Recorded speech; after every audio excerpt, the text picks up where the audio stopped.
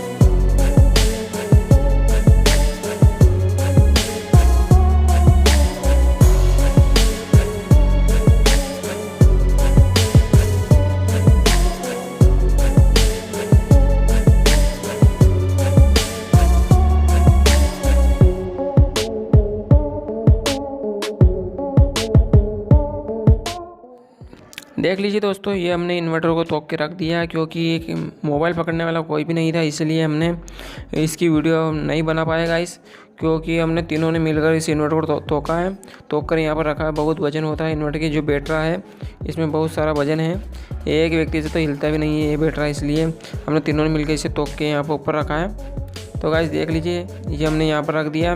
और अभी आपको बता देता हूँ मैं, हमारी जो मीटर की लाइन आ रही है मेन करंट की, उसे हमने अभी तक जोड़ा नहीं है उससे तक कोई भी तार, ताकि यहाँ पर कोई करंट ना लगे। अभी पहले यहाँ की वायरिंग करने के बाद ही हम उस तार को कनेक्ट करेंगे, ताकि पूरे घर की लाइट आ सके। अभी तक हमने इसलिए नहीं जोड़ा क्योंकि करंट लग सकता है गाइस, उसमें बहुत सारा पावर होता है, जितना इन्वर्टर में नहीं होता है उससे कहीं दुगना पावर होता है इसमें, इसलिए इन्वर्टर में से ज़्यादा करंट नहीं लगता है गाइस। कभी भी झटका लगता है, अगर कभी भी तार टच हो जाता है झटका ही लगता है बस, इसीलिए हमने मेन पावर की लाइन अभी अटैच नहीं की है। बाकी इसका वर्क होने के बाद ही हम उसे जोड़ेंगे, उसको भी आपको देखने को मिलेगा वीडियो में। तो देख लीजिए गाइस, ये हम पावर स्विच के बारे में हमने बताया था आपको, ये पावर स्विच है, इसकी वायरिंग होने वाली है। अब इस पावर स्विच में हम पूरा कनेक्ट करेंगे इन्वर्टर को भी, ताकि पूरे घर की लाइट भी इन्वर्टर से भी आ सके। मान लीजिए लाइट चली जाती है, लाइट जाने के तुरंत बाद ही आपका इन्वर्टर ऑन हो जाएगा और पूरे घर की लाइट आ जाएगी, आपको पता भी नहीं चलेगा। मान लीजिए टीवी चल रही है तो आपके टीवी का चैनल कोई बंद नहीं होगा, डायरेक्ट लाइट इन्वर्टर से चालू हो जाएगी, आपके टीवी पंखे जो भी चल रहे हैं वैसे चलते रहेंगे, इसलिए इस कनेक्शन को करना ज़रूरी होता है। तो देख लीजिए गाइस, इस कनेक्शन को करने वाले हैं हम।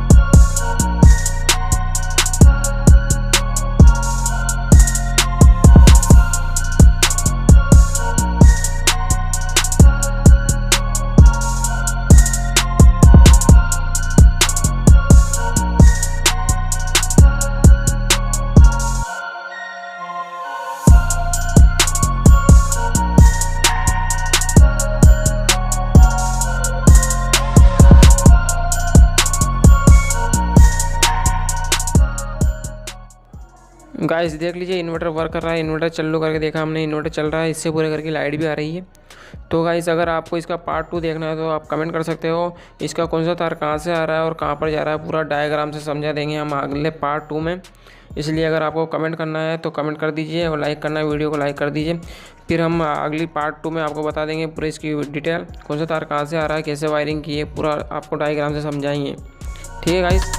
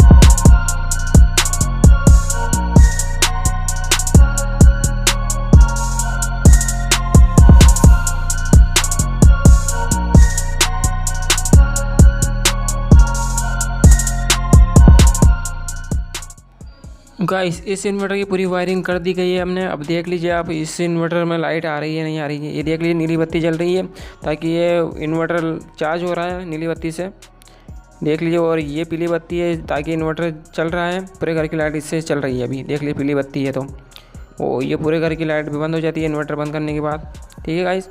और इससे ये चार्ज हो रहा है हमारी मेन लाइट से, देख लीजिए। वीडियो कैसी लगी ज़रूर कमेंट करना।